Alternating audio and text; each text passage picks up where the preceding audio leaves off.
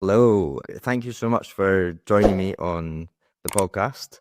I reached out to you a couple of weeks ago, and because I saw a few other podcasts that you were on, I liked the way that you were coming to this and coming to Bitcoin and telling that story. How are you doing? I'm good, thanks, Jordan. Great to be here. Thanks for inviting me on the show. So, for people who don't know you, can you just start off with a little bit about your background and how you got to where you are today? Just maybe going through your career a little bit. Sure. So yeah, very quick background. I did about 20 years in traditional finance. I was an investment banker. I started predominantly trading. I was trading a product called convertible bonds, which is a derivative of essentially both bonds and equities, a hybrid product. And then I ended up trading derivatives broadly.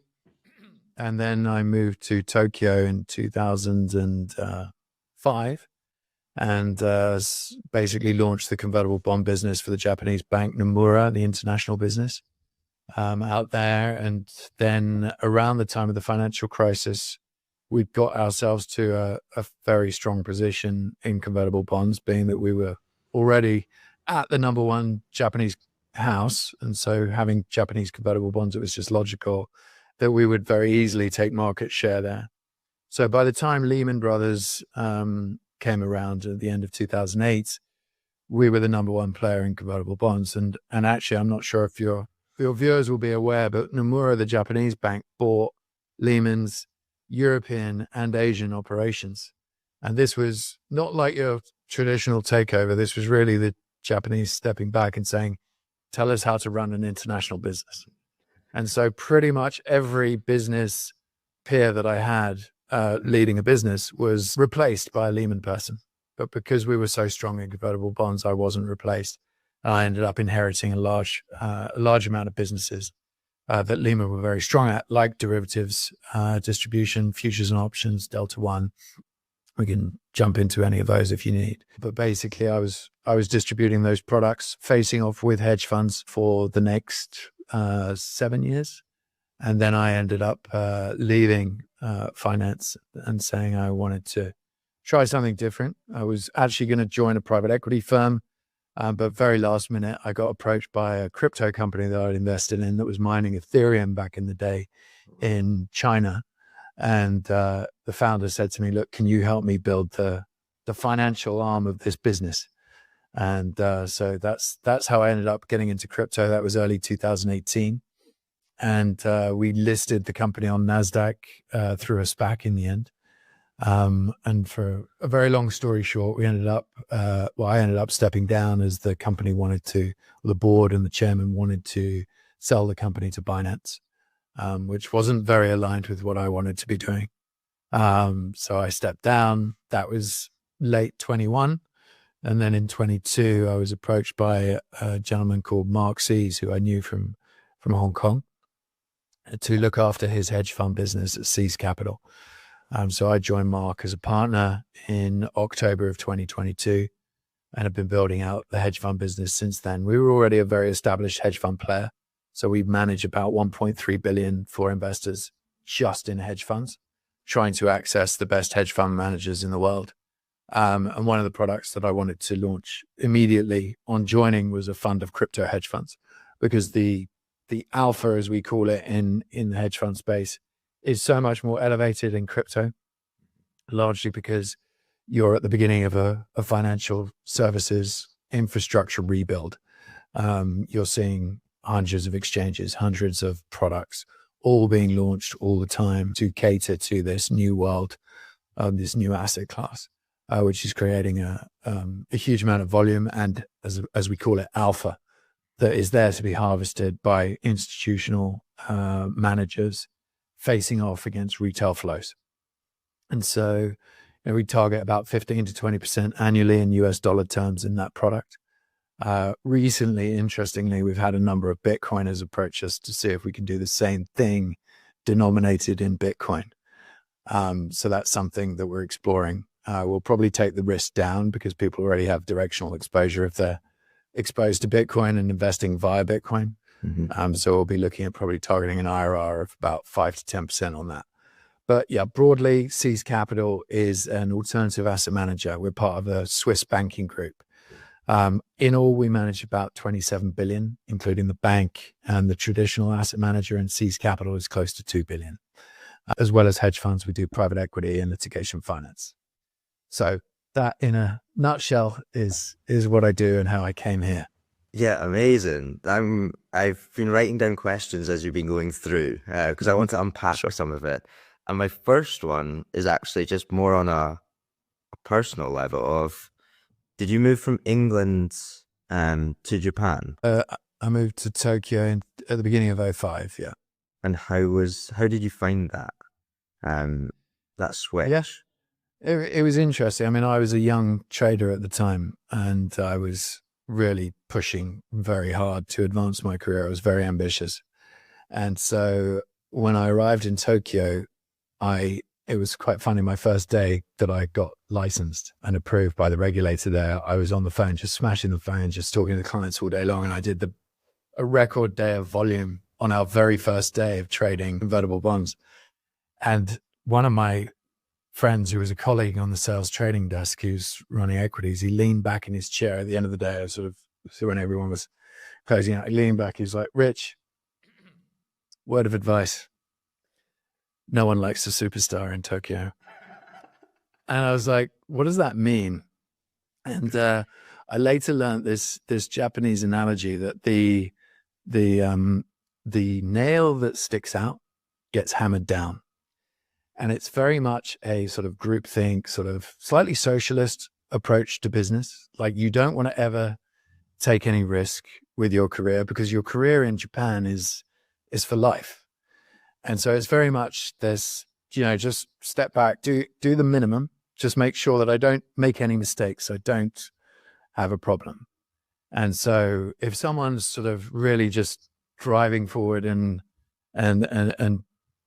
being very ambitious, as we would see it in the UK or other financial centers of the world, then that's not something to be admired. That's something that shows that this person thinks that they might be special, And so it was an adjustment culturally that I never really actually got used to.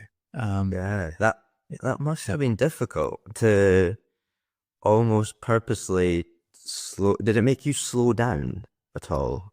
It didn't really. It just meant that because I didn't speak Japanese, and most of what happened on the Tokyo trading floor in Nomura was in Japanese, I was just in my little bubble on the phones, which meant I was on the phone all day long, which propagated the success of the team, because, the more you're on the phone when you're in a role like that, I mean, it's the way convertible bonds trade. It's very much a human interaction business.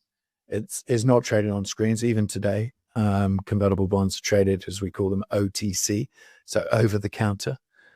So it is very much about, you getting liquidity come in and saying, okay, I need to place that liquidity be on the phone with someone to try and find a place to put that liquidity, essentially. How many years were you there, did you say? I was in Tokyo for 5 years. I desperately wanted to have kids. And so I didn't want to be in Tokyo anyway, and I'd been wanting to leave Tokyo for some time because of some of these cultural issues that I was dealing with. And my wife had become very successful in Tokyo. She was a fashion designer and she'd done very well, basically refused to go anywhere. But when it came around to kids, she was like, well, Hong Kong would be great because you get a lot of help there. And so that was the ticket out of there. So I left Tokyo to Hong Kong 1 year after the financial crisis. So the end of 2009. Yeah. And then I'm just going to jump forward now to the crypto platform. I can't remember the name. Equinox. Was it Equinox? Equinix was how we finally ended up branding it. We had been called Diginex for some time. So, early people in the space probably will have heard of the brand Diginex, certainly if they were involved in Asia, crypto in any way. We launched a fund of crypto hedge funds under that business as well, which we call Bletchley Park, after the area in the UK that was actually involved in cracking the Germans cryptographic codes back in the war. So it was a fun product that we had, but it obviously gave me an early point of understanding how hedge funds operated in the crypto space. And then what led you to leave that? Because you said it didn't quite align with your Yeah, goals. so a lot of things had not been aligning for a while. So in 2019 is when I really became very focused on Bitcoin. And I was running a crypto company. So we'd launched an exchange, and my exchange team would come to me and would be like, "Oh, we want to launch XRP on the exchange." I was like, "No, we're not launching that. And by the way, we need to delist everything else except Bitcoin and just focus on having a Bitcoin derivative exchange." So it really, I wasn't particularly aligned with what we'd built in the company from a values perspective. And so I was, I brought obviously a lot of investors into the company. So I wanted to make sure that everybody got the opportunity to have their exit. And so, when the Binance conversation approached with the chairman, I was like, "Look, I'm not aligned with any of this stuff anymore. If you want to get into bed with Binance, please go ahead, but I won't be involved in that." And so I stepped down, as I said, at the end of 2021. And the company ended up doing a deal with Binance in March of 2022. So yeah, that's the way I ended up leaving. I was telling you before on the call, like lots of people and myself, I went through it, the crypto phase, and then you slowly turn your focus towards Bitcoin. Was it whilst you were running the company that you slowly started to shift your focus away? No, exactly. I mean, like I always tend to obsess about whatever it is that I'm doing. And so, I was listening to podcasts and researching the whole industry, and I read all sorts of books about it. And just, it was one evening in October of 2018, just before going to bed, I'd listened to that podcast with Pomp and Murad around that time. And I don't know what it was. It was just something very striking in that podcast. And I woke up after having listened to it that evening. I woke up the next day and I just said, I don't have enough Bitcoin. And I really, at that point, I was like, okay. And I had money invested in lots of, random things with limited liquidity. And so it was just a case of how can I get money quickly and get exposure to this asset? And Bitcoin was trading at 6,000 at the time. So anything that I had left, I put into Bitcoin. And then it literally a week later halved again and went to 3,000. I forget what the reasoning was, but it was around November 2018. And so then I was just like, shit, I need to borrow money to try and buy this thing. And so, yeah, 2018, November through to March, I was just trying to buy as much as I could. Didn't have much liquidity. So unfortunately, it wasn't as much as I would have hoped. But it did get me to the point of really getting very comfortable with the asset. And then I don't know how it came about, but I think like many people, people look at these podcasts and they think, oh, you bought Bitcoin at 3,000, you must have loads of Bitcoin. Well, you make mistakes with things, and I'd obviously invested a lot in my company as well, and so I ended up with quite a big tax bill from Hong Kong as I exited Hong Kong, and ended up basically all my liquid cash went into that. But I had a small piece left, and I was chatting with Willy Woo at the time, and we both of us can't quite work out who it was who inspired the other to do this, but we were talking about Grayscale's discount at the time. This was sort of end of 22 post FTX. And it traded at like a 56% discount. It was just completely ridiculous. Bitcoin was 15,000 at the time. So you essentially were buying Bitcoin at 8,000 or thereabouts if you bought the Grayscale Bitcoin ETF. So we put basically all our cash into that, switching Bitcoin into the Grayscale ETF, which then obviously once the ETFs launched a year later, that discount completely closed. And at that point I switched into Fidelity and VanEck ETFs, and a little bit of MicroStrategy as well. So yeah, that's been my sort of trade for the last couple of years. Amazing. We will get on to MicroStrategy. I've got a few questions towards the end around that. So, just from what I'm seeing at the moment, people are interested because of the price, whereas your learning journey and also mine was learning first, and then I need to buy Bitcoin. I need to, how do I get as much as I can? But what I'm seeing in the space at the moment is a lot of people seeing the price and just buying straight away. And this is one of the reasons why I brought back the podcast, to actually dive deeper into this, so people don't just see it as number go up and all about the price. Yep. Yeah, look, Jordan, I think, I listened, as I said, to your sort of why am I bringing the podcast back episode, and I thought it was very admirable what you're doing, because I think a lot of people make this mistake. I'll tell you a quick story, which is a fun one. So I sat down for dinner probably about just over a year ago, with a friend of mine who's a doctor from Germany, who was running a very successful doctor's practice, and he was selling his business to a private equity firm, and he was getting this nice exit.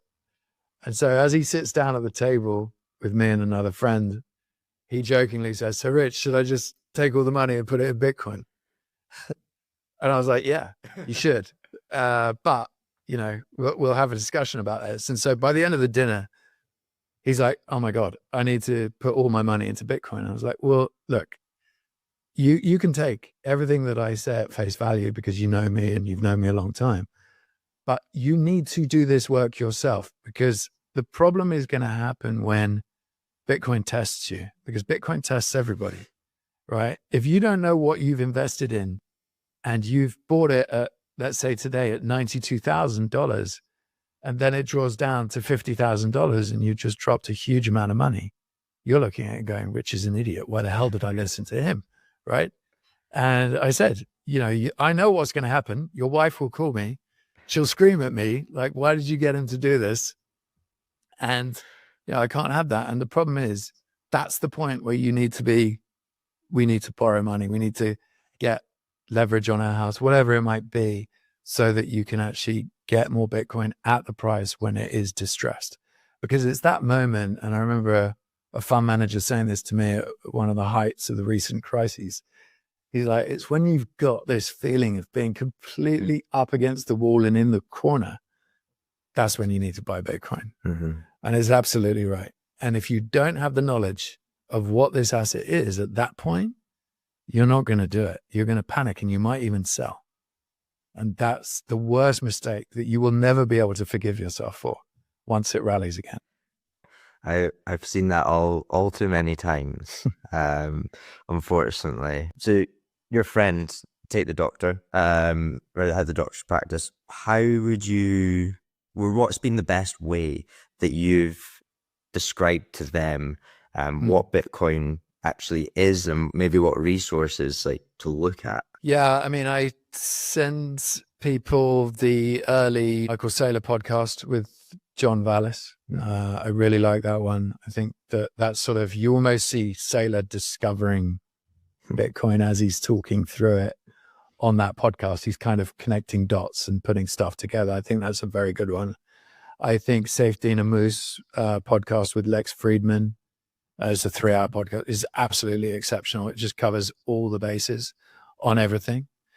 But in terms of a quick orange pill sort of message to people that I try and give across, because what I come up against often is, particularly people in traditional finance, is there's a level of arrogance. Like, I've made money from finance. I know what I'm doing, right? There's no way this thing can be real. Like, it's too good to be true. Like, that's what you're taught in traditional finance. And it's often the case. It's like 99.9% of the time, anything that smells too good to be true is too good to be true. Like, that's sort of the warning sign of many a scam. And it's, in fact, when I first heard about Bitcoin in 2009, I was like, yeah, obviously that's a scam. Like, I didn't even look at it. I didn't understand anything about it. I was just like, yeah, it's some scam on the internet. And so what I try to say to people, and this has been the thing that's been the most successful recently, has been, okay, you work hard, you spend a lot of your career trying to amass money and make sure that at some point you can step away from it all and retire to that island or run a restaurant or whatever it is that you want to try and do. And you are actively trying to manage your savings in a way that makes that possible.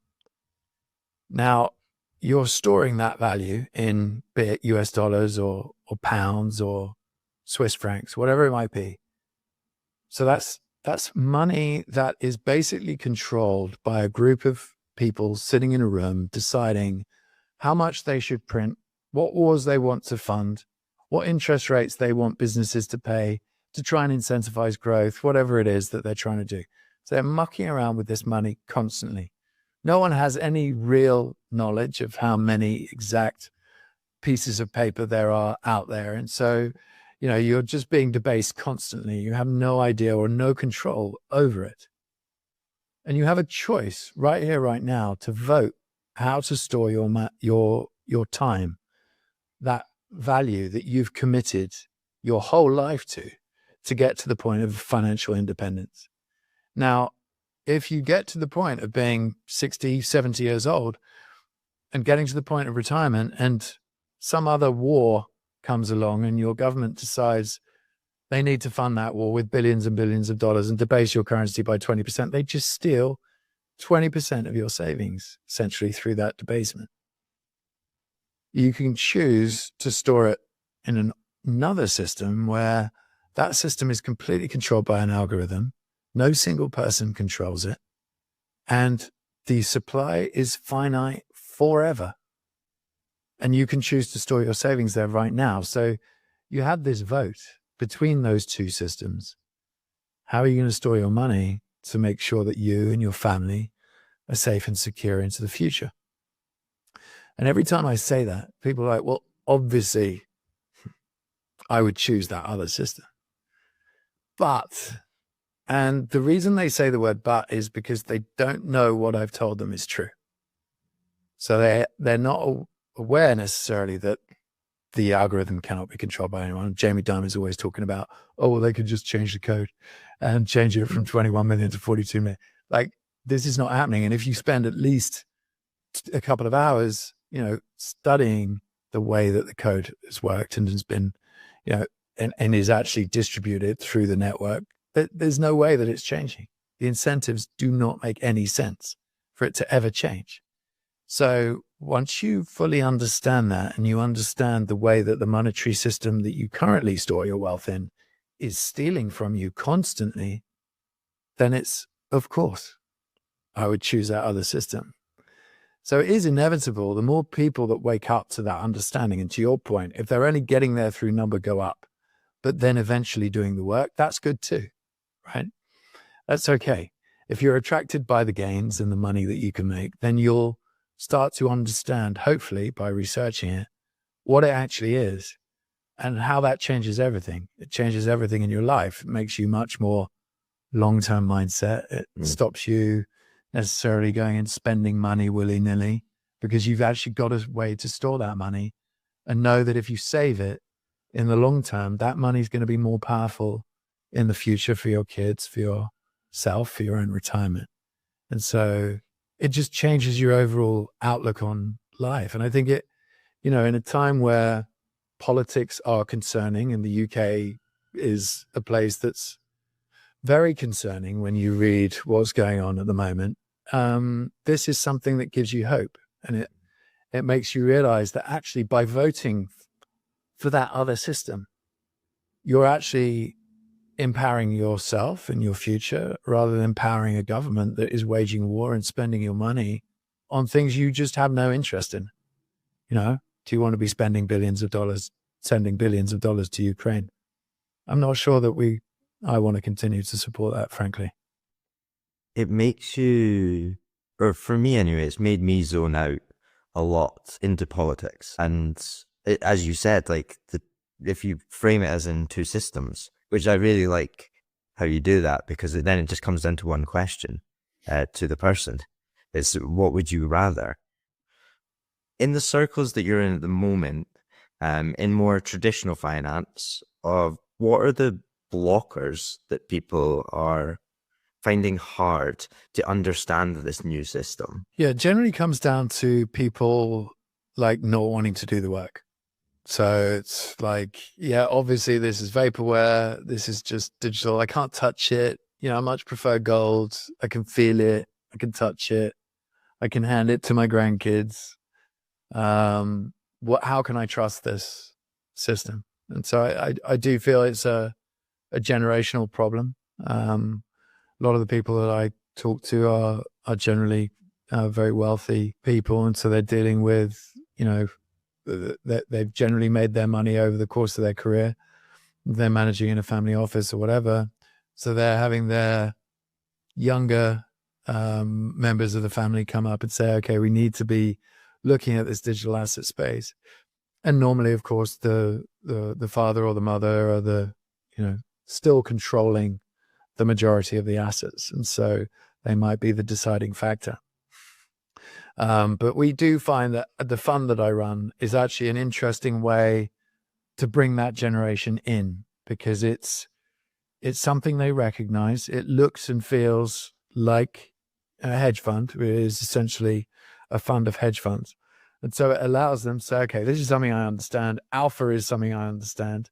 Trading is something I understand.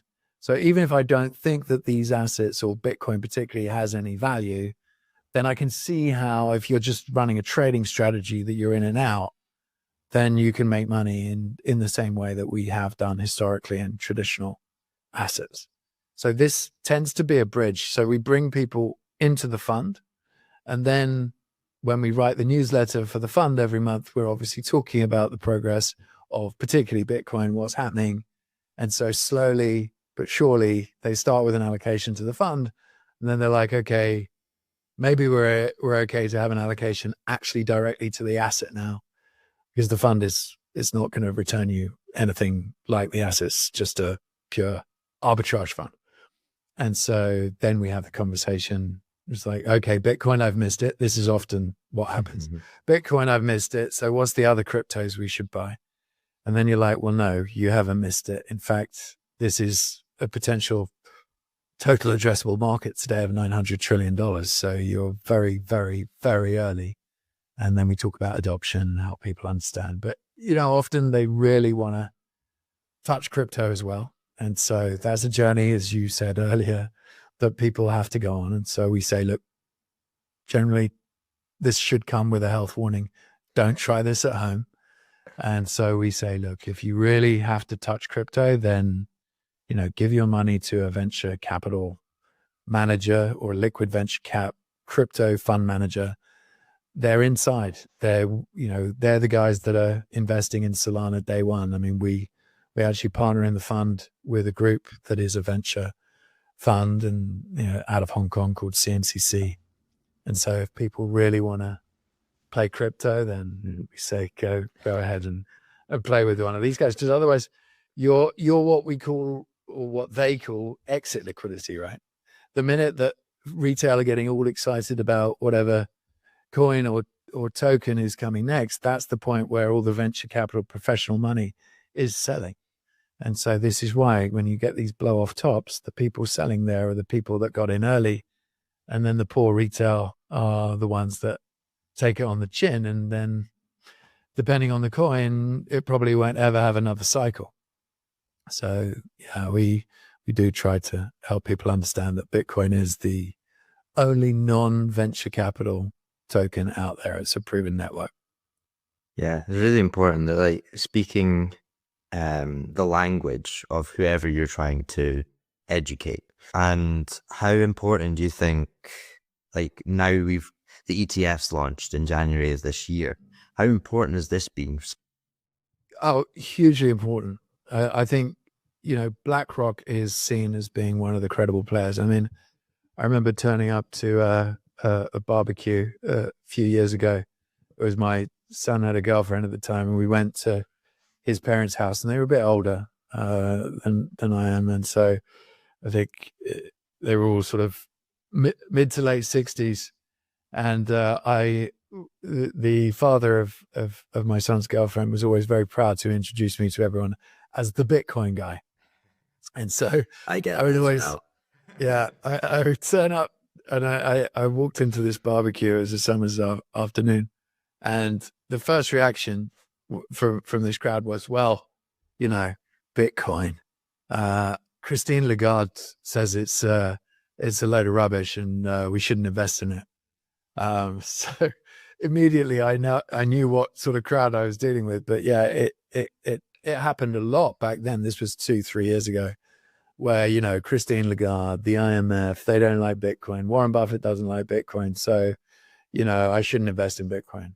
And now you have BlackRock and you have Larry Fink talking about it on CNBC about why Bitcoin is such an important asset. It is just starting to now turn the heads of that generation who previously had been excluded from it by listening to people that obviously were incentivized to make sure that it wasn't adopted widely. But I think we are still extremely early. I did a little back of the envelope calculation recently to work out in terms of new flows.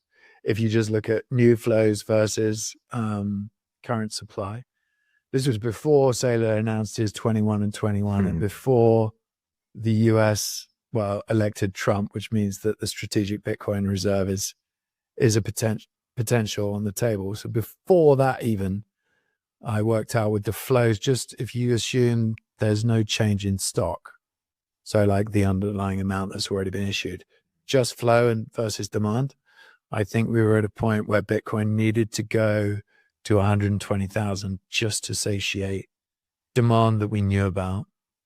And then obviously now we've had Trump be elected, we've had Saylor be, launch his 21 and 21. So we are at a point where Bitcoin needs to go a lot higher. And every day that it doesn't go higher, it's just taking more Bitcoin off the market. So I saw someone posted, I retweeted it, someone posted a chart of how this cycle is the first cycle in history of how Bitcoin is continuing to decline in terms of exchange holdings.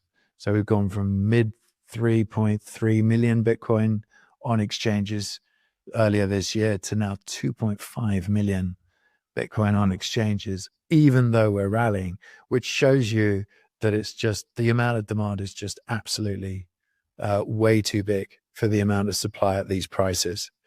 So I think if you think about it today, right, let's say with all that we've just talked about, Bitcoin needs to be 300K.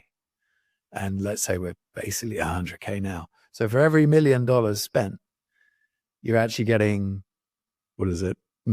Call it 10 Bitcoin just for simplicity's sake, rather than 3.5 Bitcoin, right? So an extra 6.5 Bitcoin is getting sucked out of the market due to the price where it is today being too low for the amount of demand. So you can imagine what happens next is you get this price rip higher, and that's when you get the blow off top, is when it goes, matches the price it should be, and then carries on, because obviously, as you say, that number go up, momentum ends up dragging just so many people in and getting excited. But that will be exacerbated now with ETF because it's just so much more accessible. And so more and more people pay attention. Obviously, people like yourself doing that work, being out there, making sure that people understand what they're looking at, so that when they suddenly see it on the news and the things they trust, then they're like, okay, maybe I should listen to Jordan, and maybe I should just get a little bit to get me started. Yeah, that's so interesting. And so for context, I write a weekly newsletter, and on Friday, I headlined it, Dominoes Falling, because we had so many companies coming out and saying that they are adding Bitcoin onto the balance sheet and taking Michael Saylor's playbook, essentially, and realizing that why are we holding this cash or whatever it was on their balance sheet? Why are we not holding an asset like Bitcoin? Do you think that is also going to have a big effect on top of the ETFs? Just because also bring in here. I know that Microsoft have their shareholder voting on the 10th of December. Yeah, I think you hit the nail on the head. 3 companies last week announced. And I made a similar dominoes falling comment on it when I think it was Genesis or Gemini, some AI firm, was the first one last week. So I'd made a similar comment on Twitter about it. I didn't feel that. Yeah, no, it's funny, but I think everybody that's paying attention to this is seeing that this is just coming, and it's going to be like a stampede. And then you've got nation state FOMO, which is just also going to play out. If the US does adopt a Bitcoin strategic reserve, what's Russia going to do? What's China going to do? What's Saudi Arabia going to do? So you're going to get this moment where it's, FOMO is what we saw. Retail FOMO is what we saw in 2017. Corporate and nation state FOMO is what comes next. And it's going to be absolutely insane. I mean, Samson Mao, who I had on my podcast recently, he talks about this Omega candle where we just go straight to $1 million in the cycle. And I think he's actually right. It's possible. I mean, Balaji, the Facebook guy, posted about this a couple of years ago. Like, we could go to Bitcoin $1 million very, very quickly. And it's very likely, given the amount of Bitcoin that's being issued versus the amount of demand that is going to come through. Imagine all these money printers around the world, these governments that can print money, just going after it and saying, we need to have Bitcoin. Like, it can move very, very fast. And people are, people are saying it might be 2-3x this cycle. I think actually people could still be very surprised this cycle. I mean, of course, I'm not trying to get people overexcited, but it's definitely worth doing the work now so that, you start building position. Yeah, because we're so hyper focused on Bitcoin and people in the space, is you see every little thing that's happening. Like, we both saw like Genesis, I think it was Genius AI, and like that's significant, but to everyone else that's not significant. But we know that it's just it's another domino that has been knocked over. And staying on this topic of, in the UK, many, I can't emphasize how many investors have been using MicroStrategy as a proxy to Bitcoin and getting indirect exposure because we cannot get access to the ETF. I was at an event this week and I was asking a few people, like, what do you think of MicroStrategy? For context, I do hold it, but they're saying, yeah, well, my stocks and shares ISA is packed full of it. My SIP is packed full of it. There's so many people in the room that were saying this. It is quite incredible. Mm-hmm. But do you see this continuing? And is there any potential backfiring? Yeah, look, it's always concerning when everybody's saying the same thing. If your hairdresser's talking about Bitcoin, it's probably the right time to be thinking about selling a bit of Bitcoin or a bit of exposure. And when everybody's talking about having MicroStrategy in their pension or their ISA or their SIP, then obviously that means that there is, already a lot of satiated demand.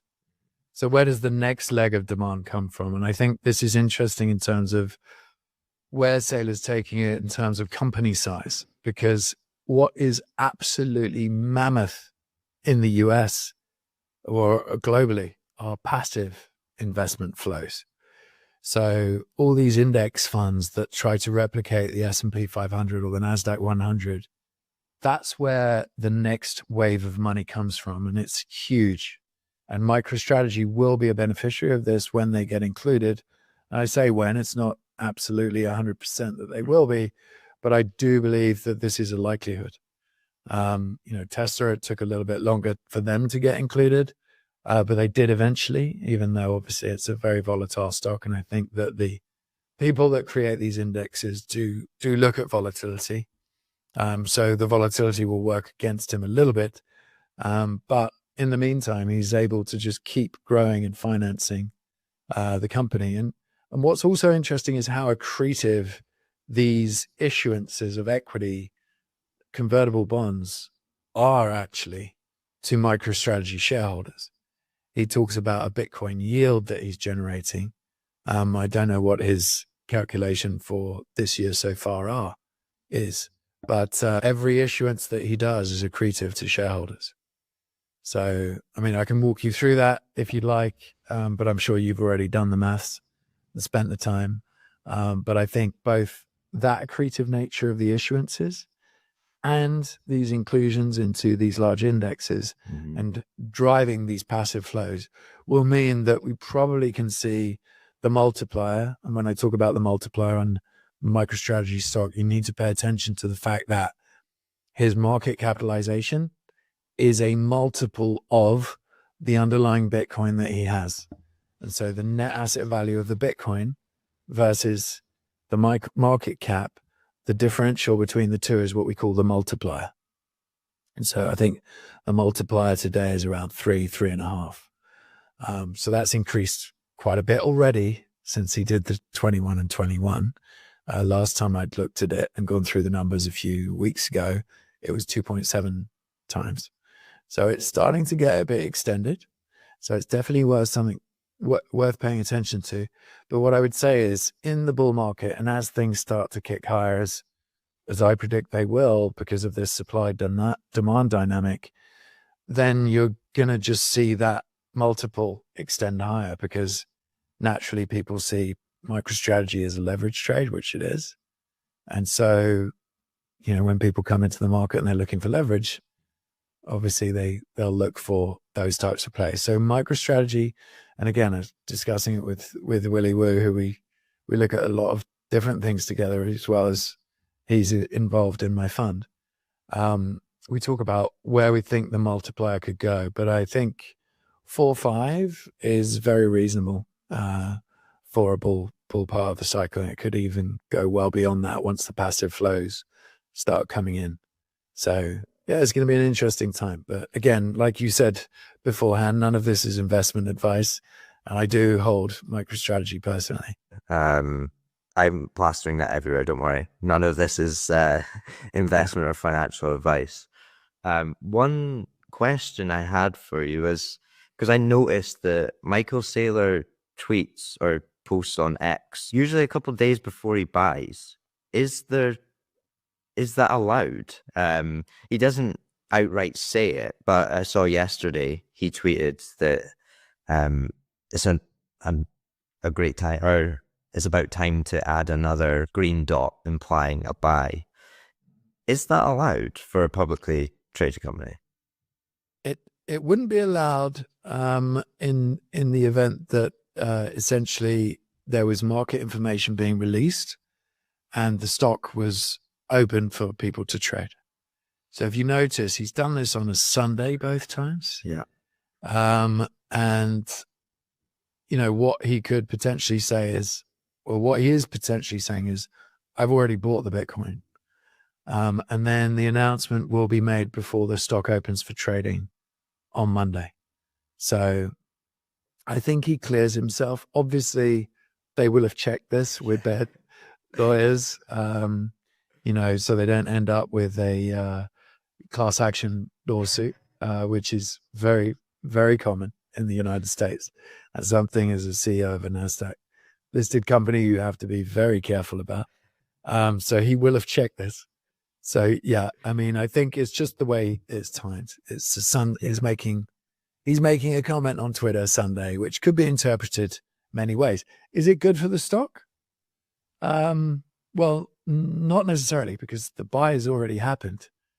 So if the market takes that as a signal the buy's already happened, then as you saw, actually after the notice this week, Bitcoin went down because everyone was expecting Saylor to be buying. Well, it turns out he's obviously already bought it.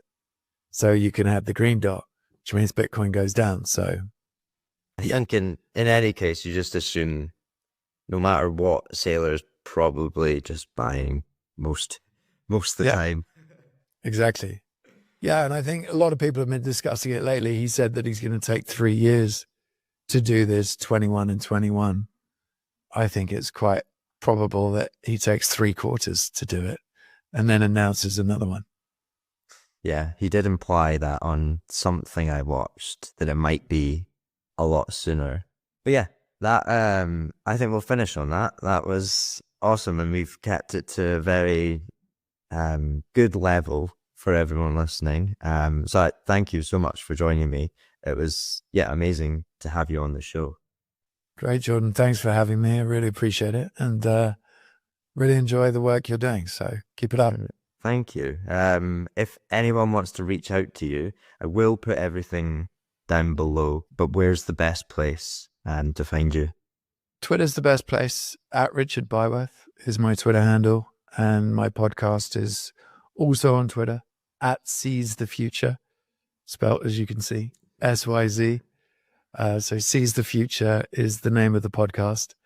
And welcome any listeners as well. Different style of podcast to yours. It's very much focused on issues within the world, how we can see potential solutions to those issues, and how you allocate capital based on those issues and solutions. And often, of course, Bitcoin seems to be the answer, coincidentally. I would recommend it. I have listened to a couple of yours, and I really like the approach that you take with it. But as you say, it does seem to end up at Bitcoin most of the time. Quite often. Perfect. Right. Thank you very much. Cheers, Jordan.